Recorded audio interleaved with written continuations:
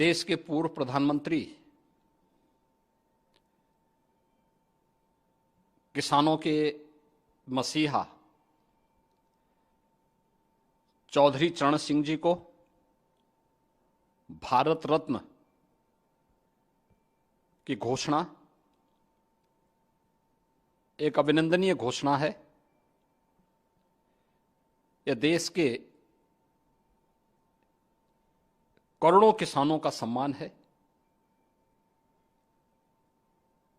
उत्तर प्रदेश के लिए यह और भी अभिनंदनीय है, क्योंकि चौधरी साहब उत्तर प्रदेश के मुख्यमंत्री के रूप में भी उन्होंने अतुलनीय सेवा उत्तर प्रदेश को दी।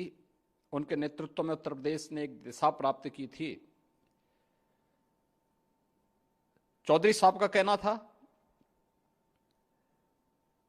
कि देश के विकास का रास्ता गांव और खेत खलिहानों से होकर के जाता है। चौधरी साहब की इस उक्ति को प्रधानमंत्री मोदी जी के नेतृत्व में आज सार्थक किया है और यह आज एक नई ऊंचाइयों पे पहुंच रहा है, जब चौधरी साहब को देश के किसानों और देश के अतुलनीय विकास के लिए, उनकी सेवा के लिए आज भारत रत्न से सम्मानित किया जा रहा है। मैं इस फैसले का स्वागत करता हूं और चौधरी साहब के प्रति उनकी स्मृतियों को नमन करते हुए विनम्र श्रद्धांजलि भी देता हूं। पूर्व प्रधानमंत्री श्री पीवी नरसिम्हा राव जी को भारत रत्न की उपाधि से सम्मानित होना, यह भारत की उस परंपरा का सम्मान है जिन्होंने विपरीत परिस्थितियों में देश को एक नई दिशा दी थी। जब ये देश आर्थिक सुधारों की दिशा में कदम बढ़ा रहा था, उस समय इस देश को पीवी नरसिम्हा राव जैसा नेतृत्व मिला था। उनके विद्वान नेतृत्व में इस देश ने जो प्रगति आरंभ की थी, सचमुच भारत रत्न उनके प्रति एक सच्ची श्रद्धांजलि है। भारत के कृषि वैज्ञानिक के रूप में हरित क्रांति के प्रणेता एमएस स्वामीनाथन जी को भारत रत्न देना अन्नदाता किसानों के जीवन में परिवर्तन के लिए उनके द्वारा किए गए प्रयासों का सम्मान है। एमएस स्वामीनाथन जी को भारत रत्न मिलना, यह करोड़ों किसानों का, हर गरीब वंचित जो आज तमाम योजनाओं से लाभान्वित होकर के भरपेट भोजन प्राप्त कर रहा है, अपनी मेहनत से आज अपने खेतों में अधिक खाद्यान्न उत्पन्न कर रहा है। एमएस स्वामीनाथन जी का उसमें बहुत बड़ा रोल है। भारत रत्न का सम्मान उनके द्वारा कृषि क्षेत्र में किए गए सुधार और किए गए वैज्ञानिक उपायों का परिणाम है। यह सम्मान उनकी सेवाओं के लिए उन्हें सम्मानित कर रहा है।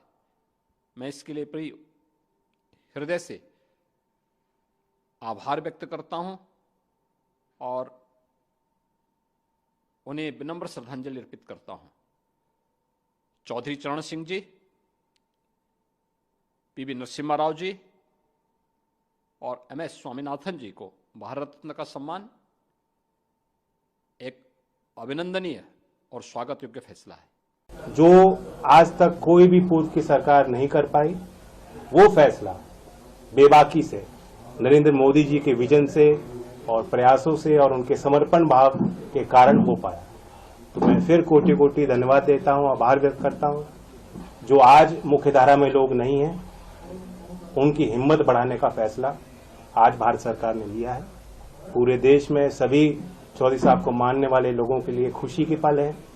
मैं चौधरी अजीत सिंह जी को भी याद करता हूं। ये उनका सपना था और इसलिए मैं कहता हूं दिल से मोदी जी को विशेष तौर से धन्यवाद और आभार कि आपने आज चौधरी अजीत सिंह जी का अधूरा सपना पूरा किया। जो आज तक कोई भी पूर्व की सरकार नहीं कर पाई, वो फैसला बेबाकी से नरेंद्र मोदी जी के विजन से और प्रयासों से और उनके समर्पण भाव के कारण हो पाया। तो मैं फिर कोटि कोटि धन्यवाद देता हूं, आभार व्यक्त करता हूं। जो आज मुख्यधारा में लोग नहीं हैं, उनकी हिम्मत बढ़ाने का फैसला आज भारत सरकार ने लिया है। पूरे देश में सभी चौधरी साहब को मानने वाले लोगों के लिए खुशी की पल है। मैं चौधरी अजीत सिंह जी को भी याद करता हूं। ये उनका सपना था और इसलिए मैं कहता हूं दिल से मोदी जी को विशेष तौर से धन्यवाद और आभार कि आपने आज चौधरी अजीत सिंह जी का अधूरा सपना पूरा किया। अध्यक्ष महोदय, मैं आपको और आपके माध्यम से सभी किसानों को बधाई देना चाहता हूं। कल खबर कुछ और थी, आज खबर इतनी अच्छी आई, इससे अच्छा और क्या हो सकता है। चलिए, बहुत बहुत धन्यवाद। ये पूरा हाउस माननीय प्रधानमंत्री जी को इसके लिए धन्यवाद देता है, क्योंकि चौधरी चरण सिंह जी की जो सेवाएं थी पूरे देश के लिए अतुलनीय थी। उनका सम्मान किसानों के लिए, क्रॉस पार्टी लाइन हम सब के लोगों के लिए, अधिकारों के लिए लड़े और इसी विधानसभा के सामने नेताजी ने उनकी प्रतिमा लगवाई थी।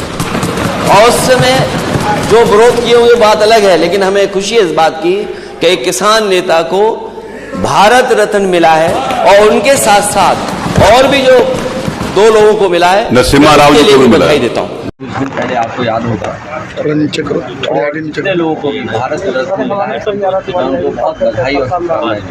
सर, जैन जी से कोई बात हुई है?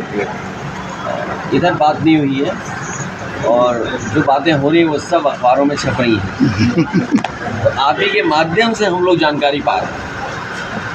इसे जितने भी किसान नेता और जितने भी दलों ने जो समय समय पे मांग की थी, उन सबको बधाई और धन्यवाद, जिनकी के परिणाम आज दिखाई दे रहा है कि देश के पूर्व में रहे प्रधानमंत्री, किसान नेता, और उन्होंने पूरी ज़िंदगी अपनी लगा दी थी गरीब किसान को खुशहाली के रास्ते पे लाने के लिए। सर, उत्तराखंड के हल्द्वानी घटना को लेकर क्या कुछ?